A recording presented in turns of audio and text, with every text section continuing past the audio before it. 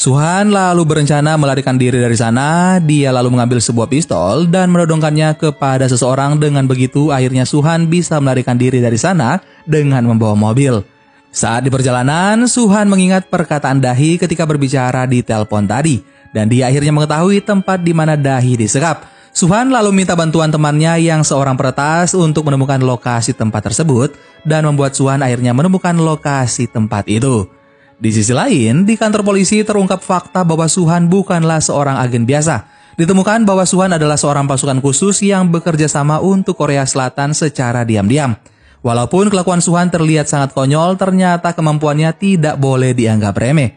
Scene kemudian berpindah di mana Suhan sampai di tempat persembunyian yang menangkap Dahi dan Suhan akhirnya menyelamatkan Dahi yang terikat di sebuah ruangan.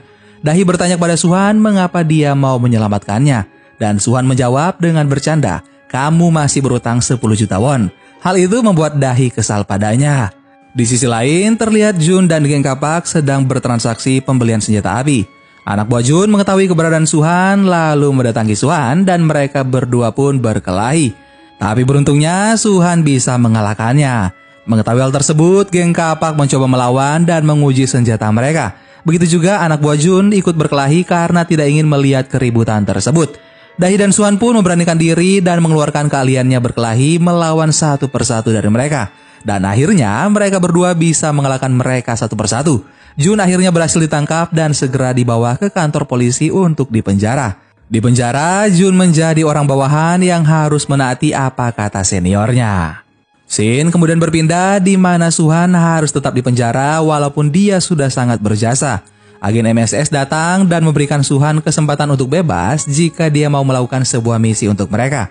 Namun Suhan menolaknya, tapi agen MSS tiba-tiba memperlihatkan sebuah uang kepada Suhan. Suhan yang tertarik kepada uang akhirnya setuju kepada mereka. Sebelum Suhan melakukan misinya, dia pergi ke rumah sakit untuk membayar biaya rumah sakit putra temannya. Setelah itu, Suhan pergi ke suatu tempat untuk membahas tentang rencana misi mereka. Namun di sana, Suhan terkejut karena dia akan bekerja sama kembali dengan Dahi. Dahi juga terkejut karena mengetahui Suhan adalah seorang agen sebelumnya.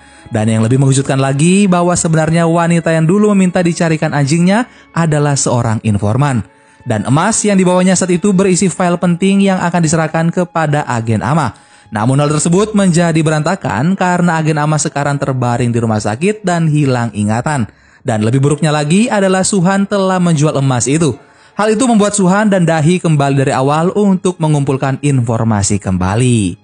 Mereka pun segera pergi ke Rusia untuk menggali informasi baru dan menyamar menjadi sepasang kekasih. Mereka mengira bahwa mereka akan pergi menggunakan sebuah kapal besar. Namun sayangnya mereka harus pergi secara sembunyi-sembunyi menggunakan perahu nelayan ke Rusia. Dan akhirnya film Mission Possible pun selesai.